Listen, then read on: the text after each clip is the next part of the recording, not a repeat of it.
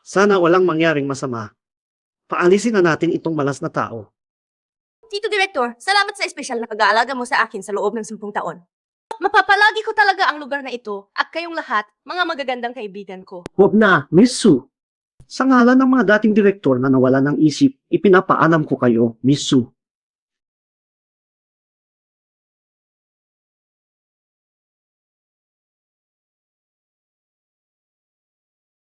Umalis na rin sa wakas. Tapos na ang hirap. Salamat sa Diyos.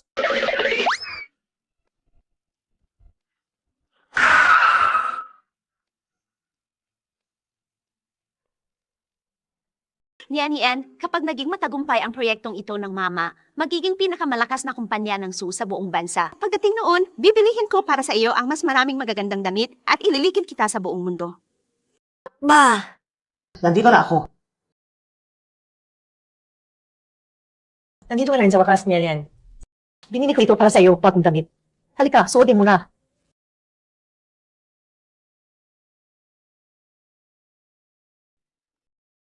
Tita, ang bango ng pabango mo. Parang amoy ng isang bangungot. Sa panaginip ko, Napakaraming ahas, nakabalot sa leg ng tao, hindi makahinina. Anong bangungot naman iyan? Bagong pabango ito, sikat na yon. Nakalabas ko pa lang, hindi ka pa sanay. Pero ganito rin ang amoy ng mga bote ng gamot sa ospital na iyon. Tita, bakit ganoon? Yan, hindi ko alam ang sinasabi mo.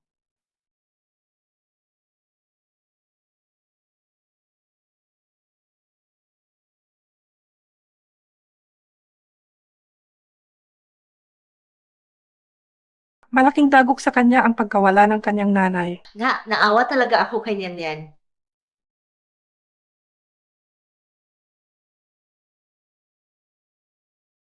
Sabi ng nanay ko, ang mga masasamang tao ay gumagamit ng matamis para lokohin ang mga bata. Gusto mo? Strawberry flavor, paborito mo. Halika. Iuwain na kita ang cake para sa iyo. Huwag mo akong hawakan! Amoy ahas ka! Nakakasuka! Wang Jai!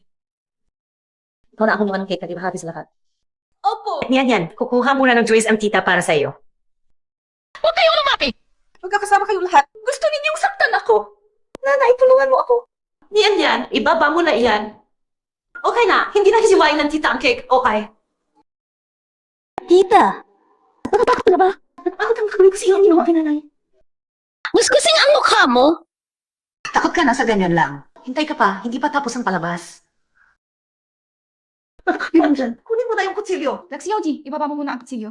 Kausapin natin ito ng maayos. Huwag kang lumapit! Kasama ka nila! Nian. Ibaba mo na ang kutsilyo. Alam ng tita na nahihirapan ka. Ibaba mo na. Makikipag-usap ka ba sa tita? Ay, tita! Ang galing mong magkunwari. Mas magaling ka pa sa mga tiyuhin at siyang nagkukunwaring kabuti sa ospital. Mas kapani-paniwala ka! Sa tingin ko, hindi sila ulo sa sunyan. Matalino pa na siya. Tama ka. Bawat salita niya ay kumatama ng husto kay Lin Wanrong.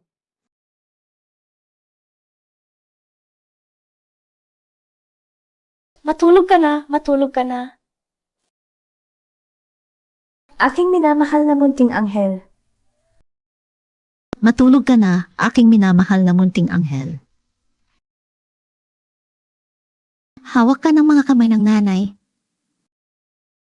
Mahal na mahal ka ng nanay. Huwag kayong lumapit. Masasama kayo lahat. Hihintayin ko ang nanay ko. Hulihin niyo siya at ibalik sa kwarto. Walang sinumang papasok sa sala ngayong araw na ito. Dadalhin mo ba ako sa nanay ko? Alam mo ba kung nasaan siya? Tama ba?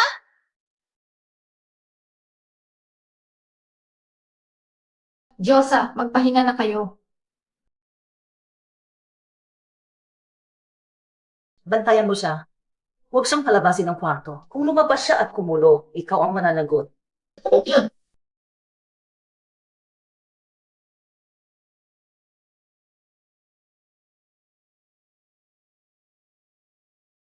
Lin Wanrong, gusto ko nga na ikulong mo ako. Para makapag-imbestiga na ako ng maayos tungkol sa nanay ko.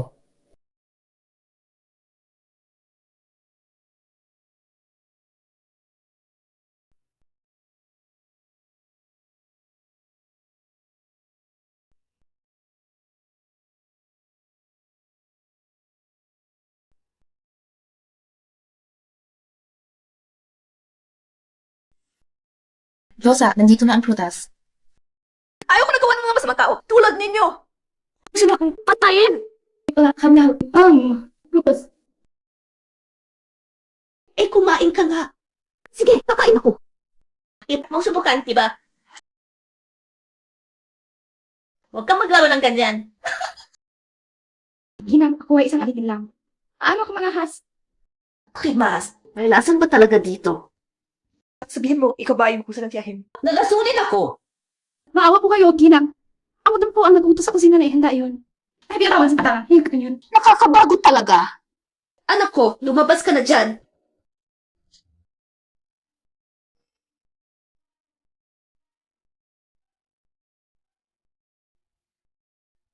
Likod. Pahiwati kaya ito na iniwanan ni Mama para sa akin.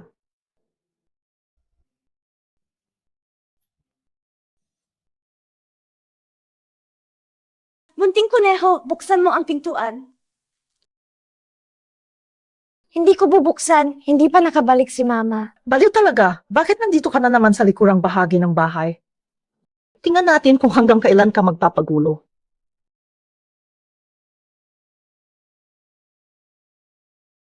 Tita, tulog na tulog ka pala.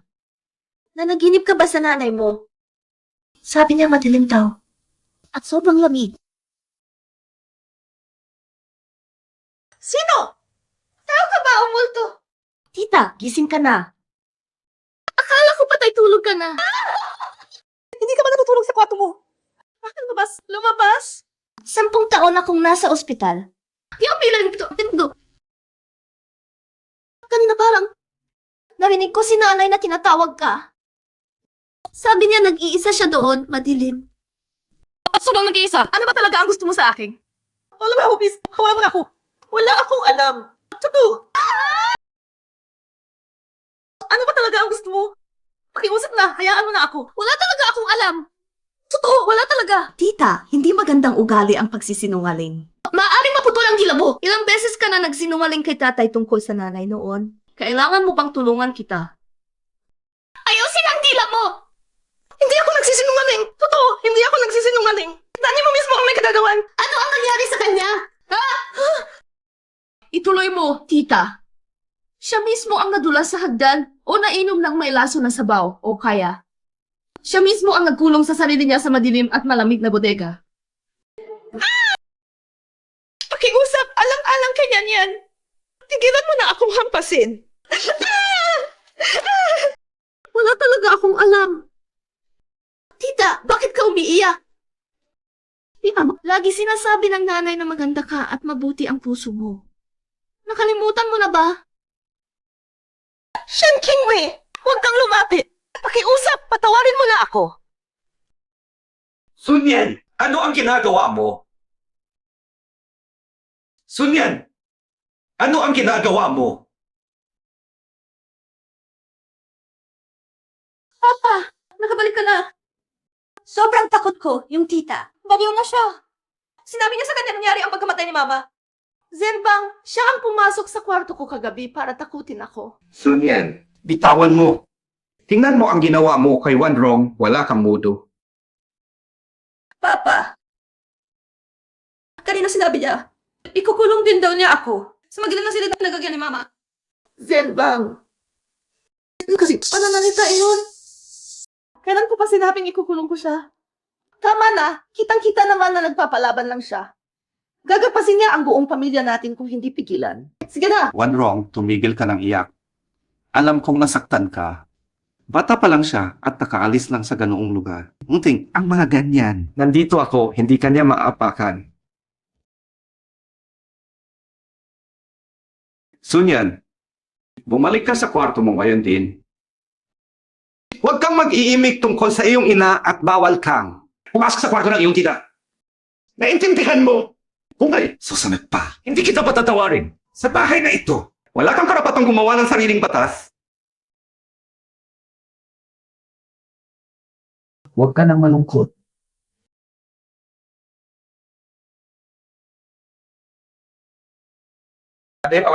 Ay maganda ang ginawa. Bonus!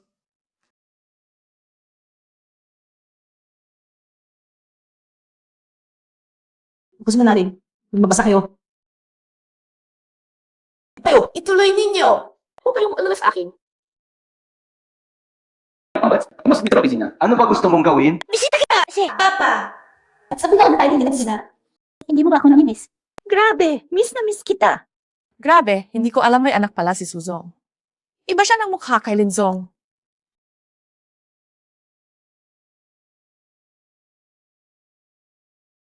Tigilan mo yan. Opisina ito. Hindi ito lugar ng kalukuhan mo. Umuwi ka na. Huwag kang magalit. Magkakaroon ka ng gulubot niyan.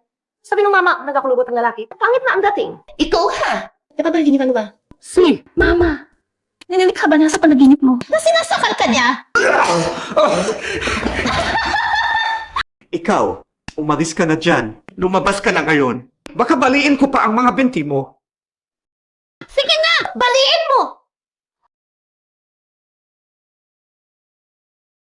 Halika na! Bali-baliin mo!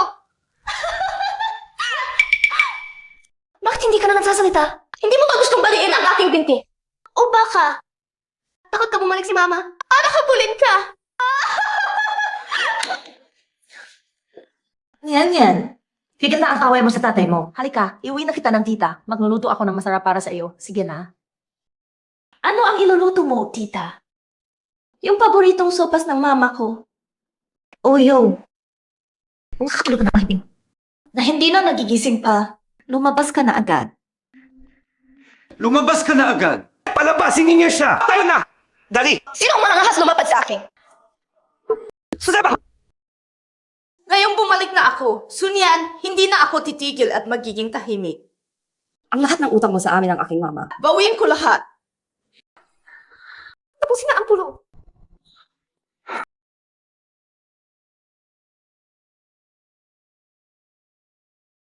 Sino man ang mga alat ng nangyari sa meeting room ngayon? Agad na mag! Lumabas na! Zedbang! Puso yan, di talaga. Sira ang ulo. Bumalik siya para gumanti sa atin. Hindi na natin dapat. Hayaan gawin niya ang gusto niya. Alam ko, tigil muna. Makikipag-ugnayan na ako sa direktor ngayon. Baliw ba to? Baliw talaga tong tao na to. Shock na isusong. Yung may problema sa isip. Nakasama ka talaga. Na, kagagawa lang yan ng gulo sa meeting room sa itaas. Ngayon nandito na siya sa lobby nagwawala. Napahiya na talaga ang pamilyang Su. Miss, ang publikong lugar ito. Huwag po kayong makagambala sa trabaho ng iba. Kamakad, isang bagay. Nandito, ang isang napakalaking sikreto. Sa pamilyang sumagpakailanman. Gusto mo bang malaman?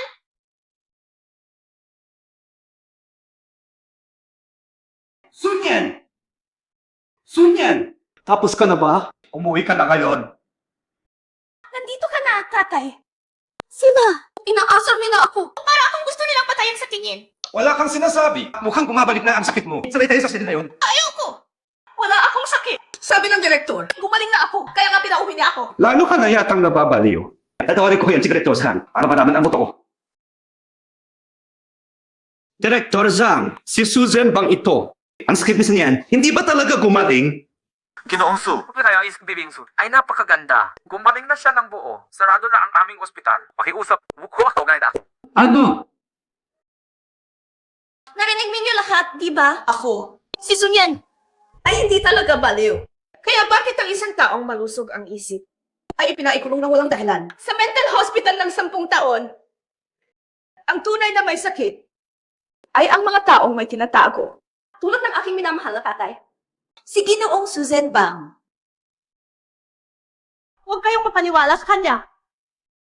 Huwag kayong maniwala sa kanya. Huwag kayong hayaang iligaw kayo ni Sunyan. Hindi siya stable ang isip. Ang sinabi ng direktor kanina, siguradong pinagbantaan niya. Mag-isip kayo, anong normal na ospital ang biglang magsasara ganyan? Lin Wanrong, napakahusay mong paikutin ang katotohanan. Si Miss Yu kanina, hindi naman siya mukhang baliw. May nangyari dito. Linzong, sinabi ni Miss Su na 10 taon siyang nakulong.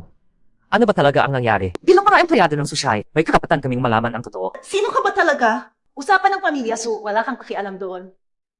Gusto mo bang mawala ng trabaho? Bantay! Panayasin ninyo siya! Tita, natatakot ka na ba? Kung paano, ikaw at tatay noon, ipinasok ang baliw na anak na ito Sa ospital. Ano? Ikaw, pagkat pa naman lahat kung paano ninyo ninakaw ang pinaghirapan ng aking ina. Ang lahat ng itinayo niya.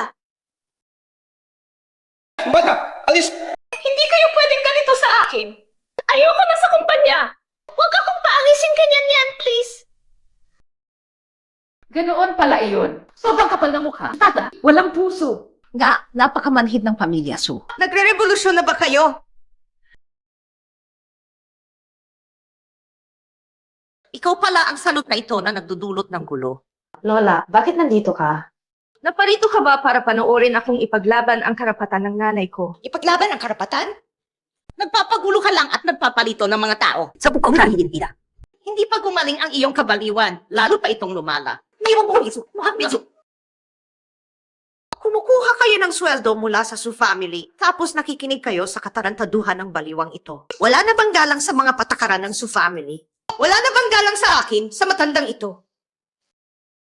Nanay, huwag na kayong magalit. Sinirianan talaga ay hindi pa sapat ang kulang. Hindi sapat ang kulang. Huwag siya pa ko naman, dalipas. Sunyan, umuwi ka na agad. Huwag mo kaming ipahiya dito. Umuwi. Lola, gusto mo ba akong ikukulong ulit sa madilim na kwarto? O ibabalik sa mental hospital para tahimik akong lumipas ng susunod na 10 taon? Bakit? Sunyan, mukhang hindi ka pa natuto sa ospital. Naniniwala ka ba? Niwala ka, pagwain na. Kaya tayong kuwi. Biyang iba. Magising pa sa katotohanan. Lola, sigurado ka bang gusto mong ipagtali ako sa harap ng lahat ng empleyado ng Su Group? Akong malusog ang isip. Hindi ka ba natatakot na bumagsak ang stocks ng Su bukas? Talaga naman, mapang-abuso ang pamilyang Su. Na, maganda pa naman ang ipinapakita nilang kultura sa kumpanya, pero ganito pala ang ginagawa nila sa sariling pamilya. Sige, arika na! Gawin na ninyo! Hindi ba ninyo gustong ipagtali ako? Gusto kong makita. Mas mabilis ba kayo o mas mabilis ang bibig ko? Ngayon, ipapaalam ko sa lahat, sa likod ng magandang mukha ng pamilyang Su. Ino ko yung ang bata ko? Kabil kaya, hayaan ninyo humuska ang lahat. Sino talaga ang bali dito? Ay, parang asong ulo na yun. Ba't nakaka ang sino man? Iuwi muna natin siya bago pa mag-away. Lola, naghihintay ang lahat ng desisyon ninyo. Aalisin ba ninyo ako ngayon para mawala na ang problema? O hahayaan ninyo akong makipaglaro sa inyo ng mas masayang laro? Sige, Sunyan, gusto kong makita. Ano ba ang magagawa mo? Umalis na tayo!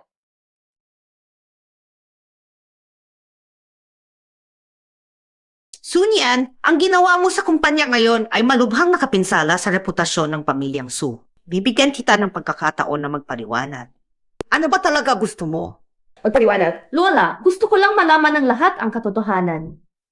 Halimbawa, bakit ako naging baliw ng 10 taon? At saka, ang aking minamahal na ina, paano ba siya nawala?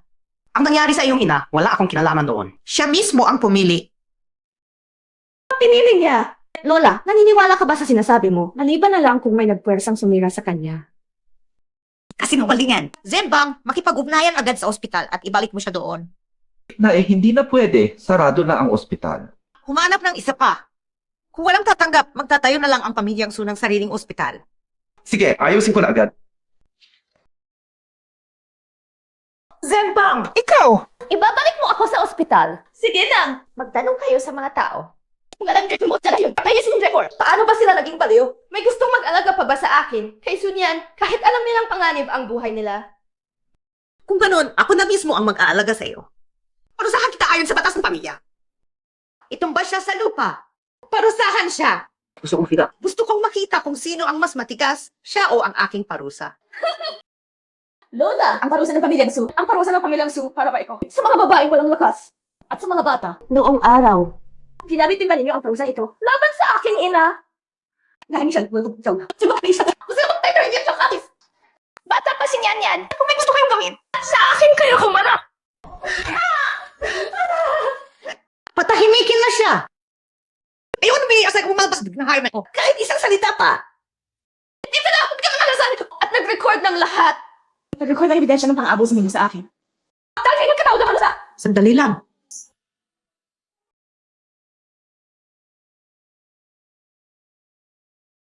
Lola, kung matanggap ko ang parusang iyon ngayon, Bukas, ang stock ng Su Group ay babagsak ng walang tigil. Mas malala pa sa simpleng pagbagsak. Ako, Sunyan, ay bayuhan ng 10 taon. Hindi ibig sabihin ay wala akong alam. Umihinto ka lahat matampo. Malinis pa kayo. Maaari wala akong break ng ebidensya para ibagsak ang pamilyang Su. Hulaan mo. Ako, isang babaeng tinuturing na baliw. Kung ikukwento ko sa labas ang lahat ng lihim ng pamilyang Su, ilang tao kaya ang maniniwala? Ang maghahanap ng katotohanan. Ilang lihim kaya ang nakatabo sa likod ng pamilyang Su? Mga lihim na ayaw nilang malantad. Ikaw, walang kwentang bata. Nagtatangka kang bantaan ako. Ikaw na batang ito, papangahasang magbanta sa akin. Lola, hindi ito banta. Nagsasabi lang ako ng katotohanan. Ang taong napipinto na, kaya ng lahat.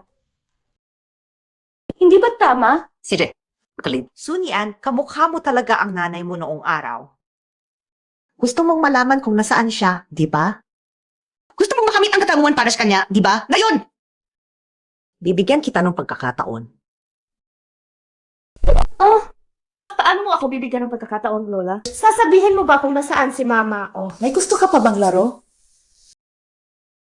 Sa ancestral hall ng pamilya Su, naka-enshrined ang lahat ng aming mga ninuno. Naging manugang din ng Su family ang nanay mo. Kung talagang gusto mong gumawa ng bagay para sa kanya, pumunta ka sa ancestral hall. Sa harap ng mga ninuno, magnilay-nilay ka sa lahat ng iyong ginawa. Lumuhod ka at humingi ng tawad sa mga ninuno dahil sa iyong kawalang galang at pagsuway. Kung tapat ang iyong pagsisisi, maaari kong isaalang-alang ang pagsasabi ng gusto mong malaman. Liluhod sa ancestral hall, tapos malalaman ko kung nasaan si Mama. Lola, ingatan mong tuparin ang iyong salita. Kung hindi ako, bilang isang baliw, araw-araw magkakalat ng chismis sa harap ng bahay ng Su family. Hindi mo karapatang pagdudahan ang aking salita. Ikaw ang pipili kung pupunta ka o hindi. Pupunta na ako. Gusto ko ngang makita kung ang mga ninuno ng Su family ay mabababang sa kanilang altar dahil sa galit sa akin. Dito itinataguyod ang mga ninuno ng pamilyang Su sa bawat henerasyon. Ngayon, magpakatira pa ka sa harap ng mga tablet na ito at hihiming ng kapatawaran sa iyong mga walang kwentang sinabi at kakulangan ng respeto. Pakita mo ang o sisi. Lola, gusto mo ako magpakira pa sa harap ng mga tablet na yan? Tanap siya. O gusto mo akong makiusap sa mga ninuno ng pamilyang Su? Napagpalain kayo! Kayong mga nagpahirak sa asawa ng kanilang ina ko para makapaggawa pa ng masama at mabuhay ng matagal. Tumasimik ka! Sa harap ng mga ninuno, nagtatapang-tapangan ka pang magsalita ng ganyan. Mukhang, kailangan pa kita turuan ng leksyon. Dahil mo alam. Ang mga alit ng tunay ng pamilyang Su. Yan. Lumuhod ka na at humingi ng tawad sa iyong lola. Tapos na ang usapan pagkatapos noon. Huwag nang makipagtalo pa. Sige, hihingi ako ng tawad. Pero gusto ko munang itanong sa mga ninuno ng pamilyang Su. Itanong sa tatay, sa lola. Sa kinalay ko, na dating tinulungan ng aking ina, si Shen Qingwei. Ano ba ang kasalanan ng aking ina? Hindi ba siya mabuting asawa at ina? Hindi ba siya sapat na si pagkakabing? Hindi na umiunom ako sa mas mataas na antas. O baka naman, dahil lang siya masyadong mahusay. Naka-istorbo siya sa iba. At humarang sa daan ng isang tao. Wait, Tumasimik! Sunyan, pinarito kita ngayon para humingi ng tawad. Di ba ako kayo na makaraan? Hukayin ang nakaraan. Lola, utang na dugo ito. 10 taon ang kalayaan ng aking ina ang binayad para sa aking ito. Akala ba ninyo kapag itinabi ninyo ito? Para bang hindi nangyari? Hindi kailanman. Sabihin ninyo sa akin kung nasaan ang aking ina. O kaya, harin nyo sa babae walang mawawala. At handa sa lahat. Huso yan, wala pa sa akin. Wala akong Itatakwil. pero kayo, pamilyang Su. Kaya ba ninyong matalo? Sino ang tinatakot mo, batang babae? May narinig akong inay sa ikot ng binding ngayon. Kaya pala. Inay! Salamat sa iyo, ha? Salamat sa iyo, tita. Dahil sa iyo, natuklasan ko ang sikreto ng dinding na ito.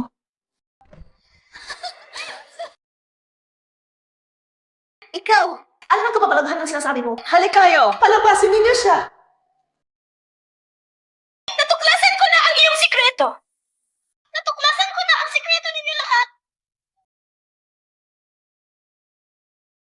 Mama, nandoon ka ba sa loob? Ako si Nian Yan! Dalhin na siya palayo. Huwag siyang hayaang pumasok. Harangan na ang pinto! Huwag! Huwag ikulong ang aking mama doon! Palayain siya! Mama! Nahanap na kita! Mama! Yan, ikaw ba yan? Tumakbo ka na! Umalis ka na rito. Dito ay mapanganib. Ikandado na ang pinto! Walang sinumang lalapit! Kayo talaga! 10 taon na parang ikinurong ninyo ang aking mama! Bakit? Wala talaga kayong puso! Mga hayop kayo! Parurusahan kayo ng Diyos! Kaya na nalaman mo na. Sasabihin ko sa iyo kung bakit. Ang talino ng iyong mama sa negosyo ang nagpapanatiling malakas sa pamilyang Su. Kaya hindi siya pwedeng mamatay. Pero hindi rin siya pwedeng lumaya. Habang ako ay buhay, dito lang siya mananatili. Ikaw ang baliw dito. Hindi. Demonyo ka! Anak, pakinggan mo ang lola mo. Sa mundong ito, ang mananalo ang siyang may kapangyarihan. Ang malakas lang ang may karapatang magpagdaan ng mga patakaran. Ang nanay mo ay napakatalino at napakagaling, kaya't kahit ako, na biyenan niya, ay natakot sa kanya. Ang kanyang talento, ang kanyang ambisyon, kung hahayaan siyang lumago. Ang pamilyang Su ay magiging angka ni Shen Qingwei sa bandang huli. Hindi ko kayang hayaang mangyari iyon. Kaya naman. Kinamit mo siya, ikinulong mo siya. Dahil sa sarili mo kagustuhan at pag-control. Dahil sa pagkamak sarili mo as nanais mo kontrolin ang lahat. Lola, wala ka na bang konsyensya? Konsyensya? Sa harap ng kapakanan ng pamilya, walang silbi ang konsyensya. Ang katayuan ng pamilyang Su ngayon ay hindi nakamit sa pamamagitan ng mabuting kalooban, kundi sa pamamagitan ng lakas at matitigas na desisyon. Si Shen Qingwei, para sa pamilyang Su, ay isa kayamanan, pero isa ring panganib. Pinananatili ko siya dahil kailangan pa ng Su Group ang kanyang utak. Lalo na sa mga critical na sandali. Pero ang kanyang kalayaan, At dangal, dapat na sa aking mga kamay ang kontrol sa mga iyon. Ayun ang hayop. Wala kayo patahag sa tao. Lahat ng ginawa niya para sa pamilyang Su, ganyan ang ibabalik ninyo sa kanya. Binigyan siya ng pamilyang Su ng titulo bilang asawa ng Su, ng kayamanan at luho. Hindi pa ba sapat iyon? Siya mismo ang hindi mapagkasya at nagnanais kontrolin ang mga bagay na hindi sa kanya. Sunyan, sasabihin ko sa iyo. Ngayong nalaman mo na ang sikreto, huwag kang mag-asang makakalabas ng basta-basta. Sa ancestral hall na ito!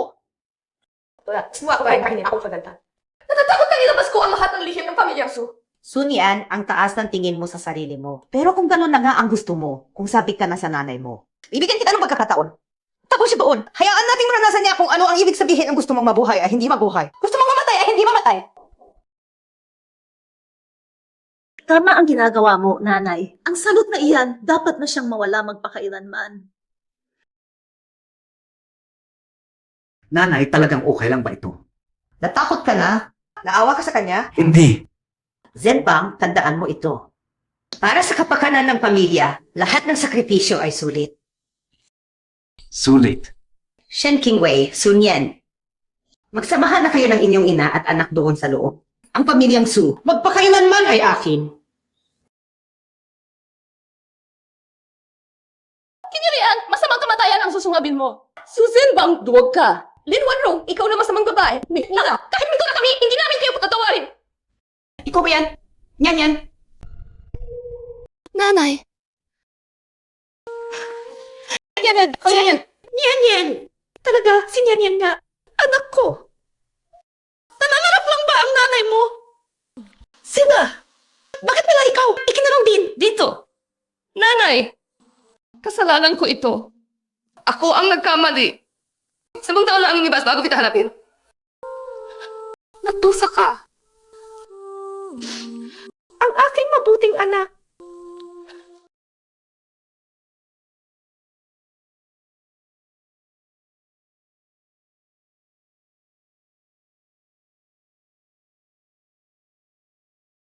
Nanay, kailangan nating makalabas dito.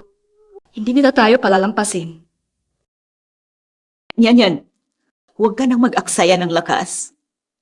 Espesyal ang kapus na ito, wala kang kutsilyo. Hindi mo ito makakalaglag. Nanay, huwag kang magkalala. Bumaba ako dito ng may plano. May mga taong mukhang kaaway, pero minsan sila pa ang magiging tulong mo.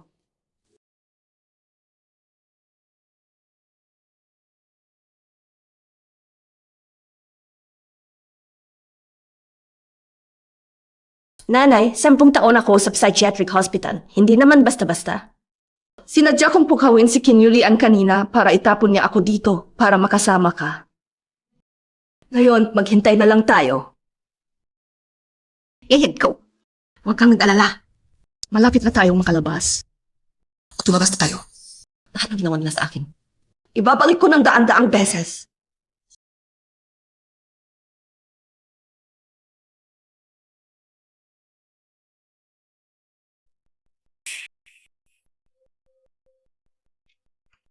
Ginang, miss, narito na ako para iligtas kayo.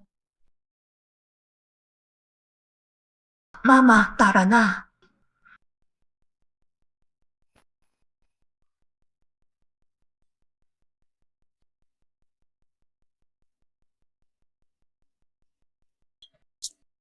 Bakit mo ako tinaksilan? Sunyan, bata ka pa talaga. Akala mo ba kaya mo akong ibagsak sa kapiranggot mong utak? Panaginip ka na lang. Sunyan, ako ang ulo ng pamilyang ito. Ang salita ko rito, batas. Sa isang utusan ka lang nag-asa. Akala mo babag mo ang lahat? Upang makarap. Ang ulap na iyan. Basura lang yan. Ang imperyo ng pamilyang Su. Kaya-kaya mo bang gibain iyon? Ang ulat na ito mo ay walang kwenta. Ang negosyo ng pamilya Su. Akala mo ba kayang gibahin ang katulad mo? Ay naku, hindi ba ito ang sikat na Shen na binantog ng pamilya Su? At ang kanyang mahal sa buhay? Bakit ngayon wala na kayong masabi? Masakit, di ba?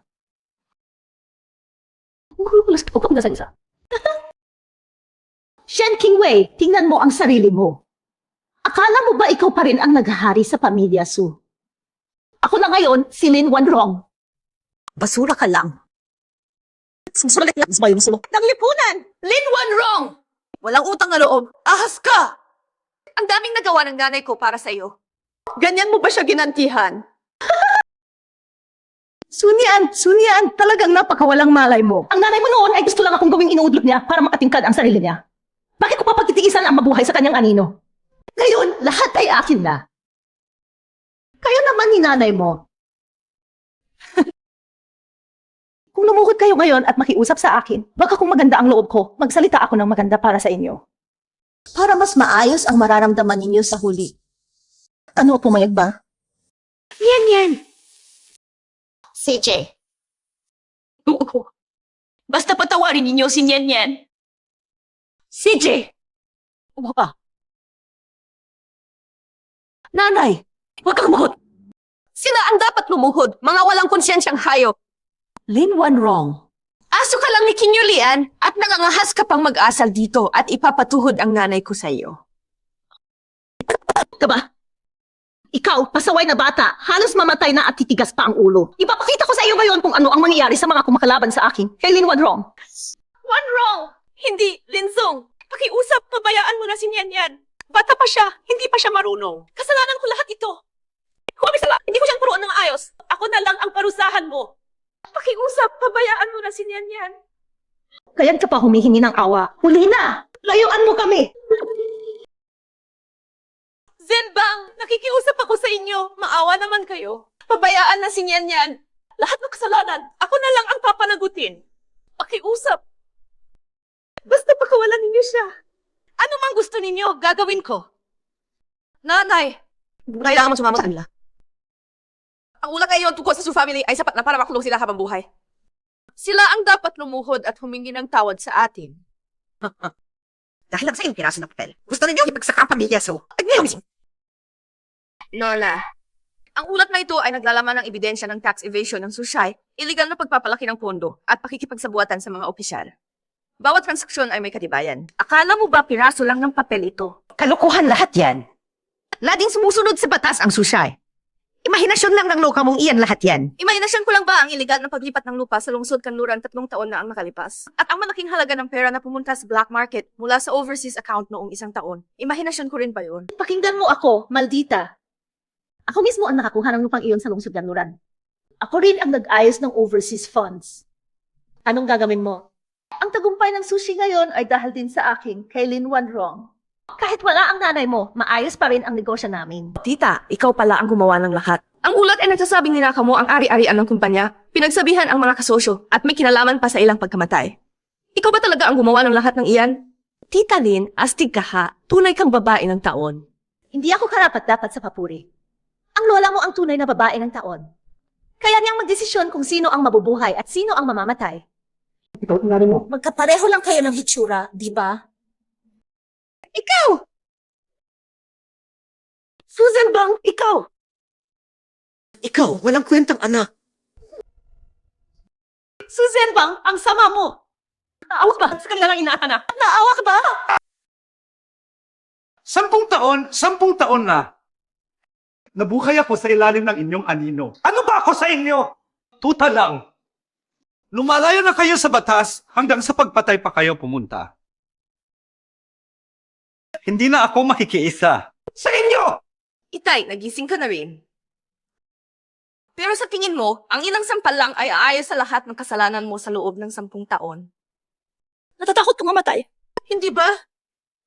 Natatakot kang madamay sa kanila. Natatakot kang mapasama kung lumubog ang pamilyang Su.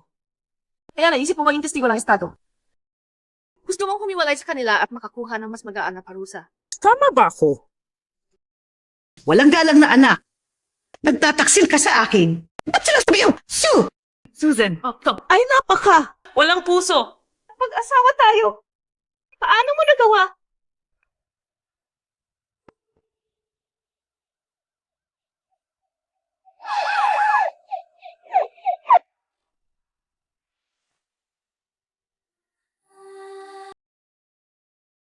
Inay, tapos na. Lahat ay tapos na. Ligtas na tayo. Anak ko,